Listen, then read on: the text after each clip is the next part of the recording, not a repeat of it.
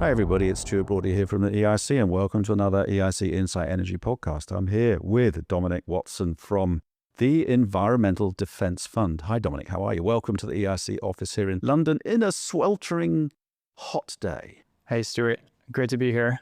Did you bring the hot weather from New York City with you? Oh, it's a little hotter there than it is here, so. We're complaining here that it's too hot. Exactly. We need to stop complaining. But we are going to complain about methane today.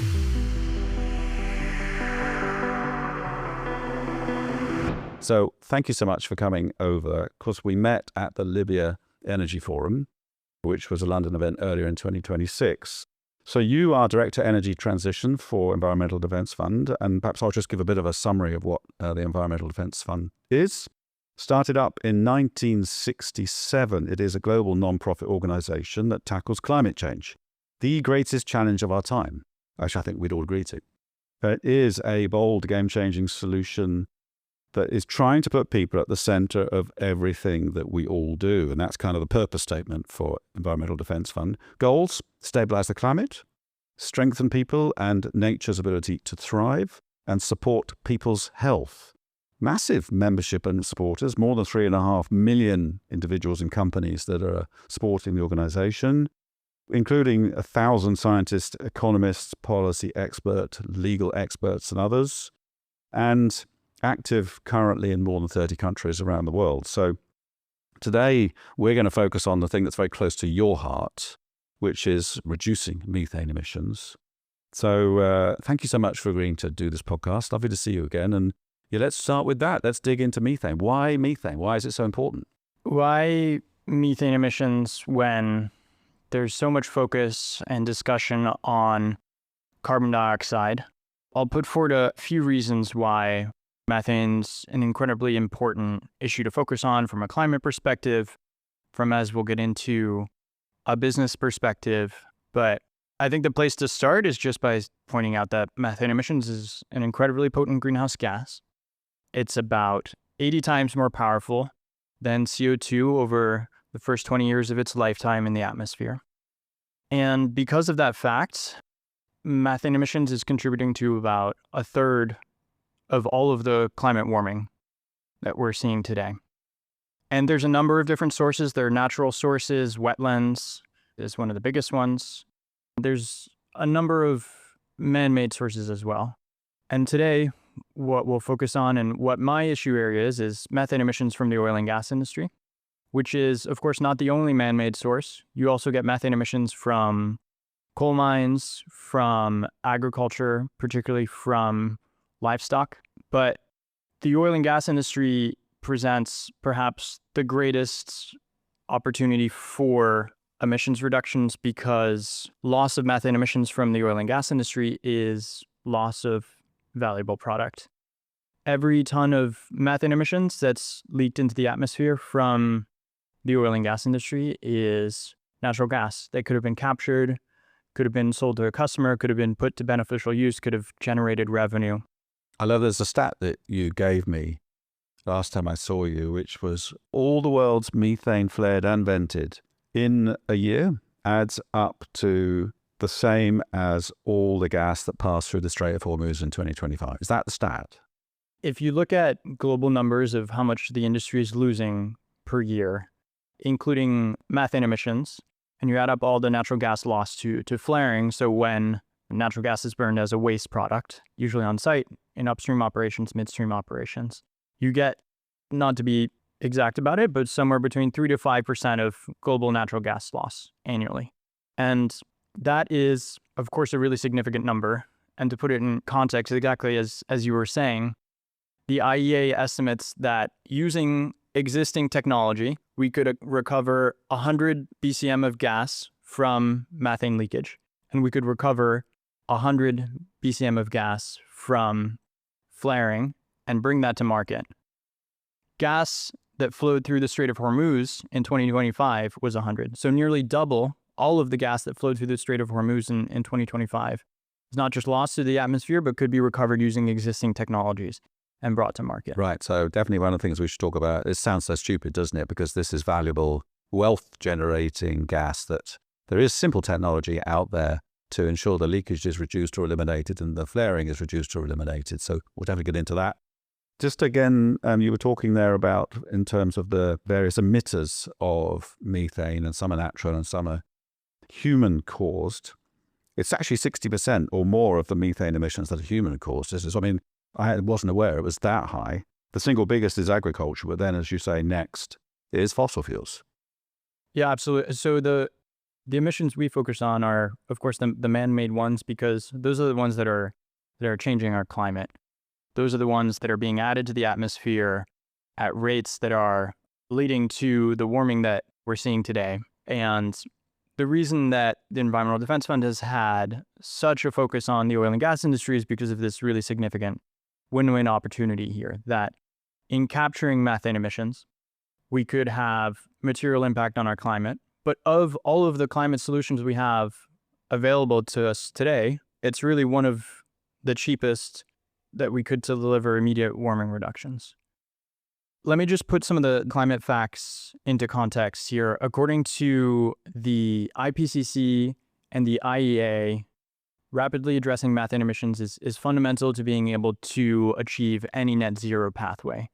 And what they state very clearly is that if we want to achieve anywhere near a Paris-aligned target, so say 1.5 degrees or 2 degrees, we're going to have to tackle both methane emissions and carbon dioxide. That means no matter what scenario we have for energy systems going forward, if we want to have a stable climate and avoid the worst impacts of climate change, that means going after methane emissions as well as carbon dioxide. So just to put some numbers on it, there's a study done by EDF where if we were to implement all of the known solutions to methane emissions across the economy, and about half of those would come at no net cost. So the value of the captured methane emissions, the captured gas would pay for whatever the cost would be of mitigating those emissions. So if we were to implement all of those known solutions, we could slow the rate of warming by about 30%. And that would shave about 1/4 of a degree off of global warming by the middle of the century, and then 1/2 degree off of warming by the end of the century. So in terms of the climate, it really is significant numbers. What's really interesting about why methane is so important is as you talked about, the potency. And it's also kind of time sensitive, because over a shorter period of time, like 10 to 20 years, then methane is deemed to be 86 times more potent than CO2 in terms of having an impact on the atmosphere. But actually over time, that does dilute, but it's still significantly more potent than CO2. Over a 100-year period, it's 20, 80, 30 times more potent than CO2. So it doesn't really matter to be, whether you're looking at it over 20 or 100 years, it's so much more potent. Yeah, and I think a big part of why methane emissions has been undervalued in the climate conversation here is exactly that, is that we're taking a short-term impact over 20 years and measuring it over 100 years, which quite clearly, and there's arguments on both sides here, but I would say quite clearly, to some degree, undervalues the impact of methane emissions given the short-term warming impact here. The way to think about it is that carbon dioxide will ultimately determine the ultimate rate of warming that the planet is going to see. Methane emissions is going to determine how fast we get there. So it's going to determine the warming impact that we see over our lifetimes. That also means if we start tackling methane emissions now, that we're going to be able to see outcomes from that work over our lifetimes. Brilliant. So tackling methane emissions, the reason we met in London was at the Libya Energy Forum. So the National Oil Company of Libya is a brilliant example of an organization which has aged oil and gas infrastructure. Obviously, it's come through a period of conflict, now emerging from that, wanting to participate in the world's oil and gas markets again, starting to make investments in new facilities, but most importantly wants to get more oil and gas out of its existing infrastructure. And one of the brilliant ways to do that, of course, is to have less leakage and less flaring. So that's kind of a brilliant segue into how I met you at that event. If you're enjoying this podcast and think you have an inspiring story to tell, contact me, Stuart Broadley, directly, as I would love to do a sea-level podcast with you too. EIC is proud to be the UK's largest membership energy trade association and the 5th largest in the world. We are unique around the world for 3 reasons. We are truly energy agnostic, believing all energy technologies are vital to delivering energy security, affordability, and a just transition. We are the only energy trade association anywhere in the world that offers a truly in-house one-stop shop for market intelligence, networks, and events to help our members export, diversify, and grow. And we are proud to be the voice of the energy supply chain, advocating for the 5 golden rules of a healthy energy supply chain. More details on EIC membership, the 5 golden rules, details about doing a future podcast with me, and how to contact us about anything else are in the description for this podcast. So let's talk about these kind of real-world examples. How should a company approach if it has aged infrastructure and perhaps financing problems? Why would they do leak reduction first if there are other ways to improve production? How do we make it financially the no-brainer outcome that they would pursue? Let me just start by addressing, I think, a question I would have, which is why would an environmental group be at an oil and gas forum for Libya? You might think this is an unlikely place for an environmental group to be, but I think if we look at the opportunity for Libya in terms of emissions reductions, it really is quite significant. So Libya, as you said, is looking to export more of its oil and gas. The European Union has recently put in place emissions regulations that would, over time, put in place reporting requirements and then eventually an import standard for supply chain emissions of methane emissions. So that would mean that all the natural gas that's imported into the European Union from Libya, from all parts of the world that export into the European market, would have to demonstrate using really high quality data that they're meeting a certain intensity threshold along the supply chain in terms of methane emissions. The typical standard in the industry is around 0.2%. So near zero essentially is, I think, the ultimate goal of where the regulation might trend to. In addition to this, the Libyan National Oil Company has pretty significant joint venture partnerships with a number of major international oil companies. So ConocoPhillips, Total, Eni, just to name a few. And these are companies that themselves have set methane emissions targets. They all have this industry standard target of 0.2% or around there. Some kind of near zero target is typically what they're called. And in order for them to be able to achieve their targets, they need their joint venture partners like Libya NOC to be able to take action on starting to measure their emissions and reduce their emissions. And because of these factors, because of other factors, that's where we've seen the really promising work that the Libyan National Oil Company and the journey that they've started on, and where a group like EDF would hope to further encourage that progress. So what we've seen from the Libyan National Oil Company, as you said, is they have pretty old infrastructure. The incentives are now in place for them to be able to start reducing emissions, but it's challenging, right? This requires capital expenditure. This requires operational expenditure. So the reason Libya is getting excited right now about a fast-growing demand for more oil and gas from Europe is because of the world waking up to the fact that the Strait of Hormuz may now never operate as it used to. It's hopefully going to be open on a long-term basis, but always with that doubt now about it could close at any point. We've all learned that now. So I think many East Mediterranean and Northern African countries are now of the view, which is they would be a far more secure way of selling oil and gas into Europe. So is that the business case? That's now moved from, they don't have a revenue stream for that wasted gas.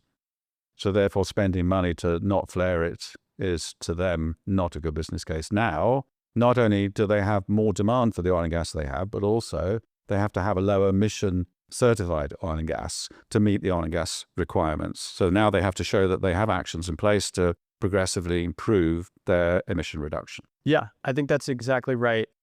The Libyans have seen that, as you said, the world is waking up to demands for companies to be able to address methane emissions, to be able to show that they're addressing methane emissions. And so what they've done is they've started to set targets, which is great, and they've started to join various frameworks and commitments around methane emissions. So there's one that recently the Libyan National Oil Company joined called the Oil and Gas Methane Partnership, which goes by OGMP, which is essentially a reporting framework. It covers about 40% of global oil and gas production. And by joining that framework, the Libyan National Oil Company is committed to improving its data quality over time. So they have to, instead of relying on what the industry has relied on for a number of years, which is Excel spreadsheets essentially, and emissions factors, the company is going to have to go out and directly measure its emissions in order to have an understanding of where its emissions are coming from so it can tackle them. So that's one major step that they've taken. Just a few weeks ago, they joined the World Bank's Zero Routine Flaring initiative, and so I've committed to reducing emissions. And now the commitments are really promising and are a bright spot, especially for a company like Libya in terms of the picture of new commitments from the oil and gas industry. But now the real work of going about and reducing emissions is going to have to happen for Libya. And that involves capital expenditures, that involves operational expenditures. And even if, as we said, a lot of this is cost effective and quite cheap, in many cases can generate returns, you need to be able to allocate capital to the emissions reduction projects in order to be able to see the methane emissions actually come out. So now we get to the nub of the matter, which is you're a cash-strapped but fast developing and very ambitious oil company in a market where you don't have easy ways of raising capital, of which, say, the National Oil Company Libya would be one of those. But they now have a market opportunity. They now have a technical challenge they want to fix, of which there are plenty of supply chain companies out there that can say, we know how to reduce your emission, reduce your flaring. And yet it's not easy, is it? They're not able to get companies to come into the country like Libya and support that ambition because predominantly they fear, those supply chain companies, they're not going to get paid. So then it becomes a financing challenge more than a technical challenge, more than a demand challenge. So what's the role of the Environmental Defense Fund in joining the dots for that? Fundamentally, when we look at the core of this challenge within an oil company or an oil and gas company or a gas company is that even if a lot of methane emissions reductions are cost effective, even if there's many projects that are going to generate a return within an oil and gas company, capital for those emissions projects is always going to compete against other potential uses for that capital. And within an oil and gas company, there's often quite lucrative ways to be able to use that capital. Hurdle rates are generally quite high. And what the Environmental Defense Fund aims to do is to be able to find ways to level out the incentives and give those emissions reduction projects the priority and the consideration that they would need to rise to the top of the pile so that oil and gas companies can be able to deploy capital towards those emissions reduction projects. So that can happen in the very typical ways that corporate sustainability initiatives or emissions reductions initiatives or safety initiatives might be prioritized, where there's a commitment from the top down. The CEO, whoever leads the organization, executives decide that this is no longer acceptable. This is no longer a good way of doing business, and sets a target that flows down through the company. Ideally, that's incentivized in pay packages and is structurally integrated into how companies go about addressing this challenge. That essentially aims to create behavioral changes within the organization where addressing this problem is thought of as part of every person's role, and that resources are appropriately allocated to addressing the emissions, even when it might not be the most lucrative use of capital. It's determined that the benefits across the organization are sufficient, that it's worth the investment here. Libya is one of those markets which is now really focusing on this, but is still now working on how to raise the capital and how to attract the supply chain. And we hope to support them over the next couple of years as they make that journey. Do you have examples right now of other projects that have gone through this process and you're able to sort of share a little bit of the learning of what was the benefit, what was the outcome, what were the challenges? One example that's industry-wide, that's not just one company, is how the oil and gas industry addresses safety risk or oil spills, where the only acceptable number of safety incidents or of oil spills is 0. And I think we've seen some of that translate into methane emissions, where a number of companies, when they're setting targets, as I mentioned, set near 0 targets, where the idea is we're going to aim for 0. We may not always hit 0, but we will do our best to hit 0 emission. There's one organization that I think... This would be a famous international oil company. A famous international oil company that made significant strides on methane emissions over the past 5 to 10 years, starting with a CEO-led commitment where the executive from this organization decided that there was enough reputational damage that was happening. There was enough investor pressure on the organization to be able to get a handle on this issue. There were enough external factors, enough pressure from groups like the Environmental Defense Fund that this was a problem that could be solved, could be cost effective, and needed to go away because the pressure was ultimately too great. I think that's just the start of the story. What we've seen since with this organization is that in terms of tackling this issue, yes, the reputational headlines have got away, and a lot of the initial factors that might have driven the organization to focus on this have been solved. But since, they've seen tremendous benefit across the organization. So first of all, in integrating methane emissions into integrating methane management into how they operate, they've seen safety improvements. In finding ways to be able to address methane emissions, they've reduced the amount of windshield time their operational staff might have in terms of going out and driving to sites and checking for methane emissions. It still seems amazing to me that companies are still in this pretty early phase of, from a flaring and just leak management process, that they still regard a lot of that as they have no revenue opportunity, so therefore they don't try that hard to rescue that lost gas. And it needs the business opportunity to then put that logic, which is, okay, now as we talked about with the National Oil Company Libya example, there's a European market opportunity, but it requires low emissions and transparency around that. So now they invest in it. And they're just now looking for supply chain companies to come with the money to help them do it. But the company we're talking about now, which is a major international oil company, they don't have that problem. They have loads of cash. And yet they're prioritizing other ways to grow the business. And this must be frustrating for you, a climate action group like yours. But in the end, I still don't understand them. Surely to me, as I have a bit of a rant about this, a company that's the safest company is also the one that has the most reliable equipment, that needs the least maintenance for that equipment, it produces the most effectively and efficiently. And that also means that it therefore has the lowest emissions. That's just normal business practical sense. And yet what your experience is, still so many companies would say actually reducing flaring, reducing leakage isn't always a business case that is worth pursuing. I think that's exactly right. And I think a lot of those companies may not know how much methane emissions they're emitting, how much gas they're losing, or even sometimes how much they're flaring in exact numbers. And what the process of addressing methane emissions does for a company is to get a better understanding of their operational sites, of their equipment, of the effectiveness of their oil and gas operations. In the early days of addressing methane emissions, we heard anecdotes from oil and gas companies that were looking to build a program of regularly monitoring all of their assets and operations, but they didn't have integrated platforms to be able to know where all of their well sites were. And if you can't measure something, you're not going to get the outcome you want. Right. These companies had that information distributed to operational staff who individually knew where all of the sites were, but there was no one platform to be able to do so. So it was a process of, I think some of these companies eventually built out apps that were easy for operational staff to be able to have on iPads or phones in the field to be able to go out and check these sites for emissions. And I think the story is similar as companies have integrated methane management into their operations, where by going out and measuring emissions, by going out and understanding where the emissions are coming from, they can really have an understanding of their sources and going out and tackling them.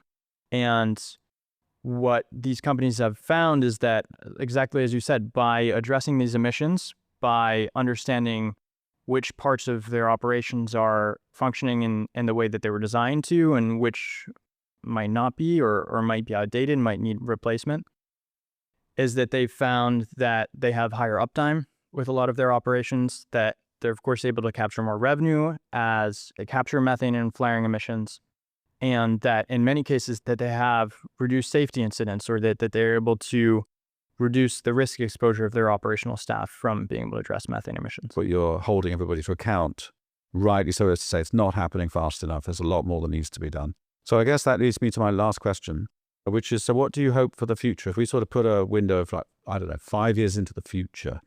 What the past 5 to 10 years have been about is around increasing awareness where 10 years ago, where EDF and other similar groups were starting to do scientific studies around methane emissions from the oil and gas industry, and all of a sudden finding a lot more methane emissions than was anticipated from the industry.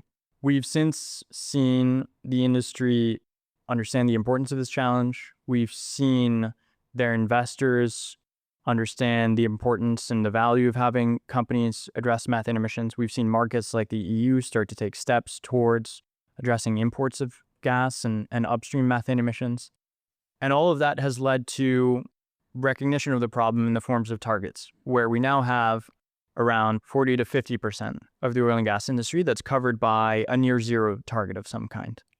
And that other 50%, there's a number of producing countries, let's say, that are outside of the international order and are quite unlikely to set any kind of meaningful target in the near future. So say Russia, Iran, Venezuela, though maybe those might change, who knows. And so I think that progress on target setting has been really promising and is, of course, the place to start. What we need to see more of is implementation, where what the Environmental Defense Fund has been advocating for is that companies improve their disclosures. So that means going out, measuring your emissions, and then showing your work through frameworks like the Oil and Gas Methane Partnership, which is run by the United Nations and which has the backing of which has membership from a broad swath of the oil and gas industry. That means going out and actually putting capital towards the problem and disclosing those capital and operational expenditures. That means going out and disclosing plans for how companies are going to be able to address methane emissions and showing not just a commitment, but a roadmap to how companies are address it. We've seen a number of leading operators go out and start to disclose those plans, but of the companies that have set targets, it's still a relatively small minority of companies. Yeah. I mean, the innovation, of course, has been satellite monitoring of emissions that must have made a huge difference to an organization like yours and be able to hold companies to account. Well, I hope that we can do this again in perhaps 5 years' time, and then we'll be talking less about the transparency and the awareness and more about delivery and action, perhaps at the next Libya Energy Forum, when perhaps then they'll be fully funded and will be main supplier of gas to Europe. Who knows? Who knows? I hope I'll be out of a job in 5 years' time, but if not, we can come back and see where we're at.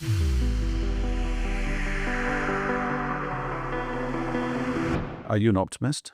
I think of all of the challenges that we have in front of us, this is one that over the next 5 to 10 years, I believe the industry can and will be able to solve. It's just a question of how quickly.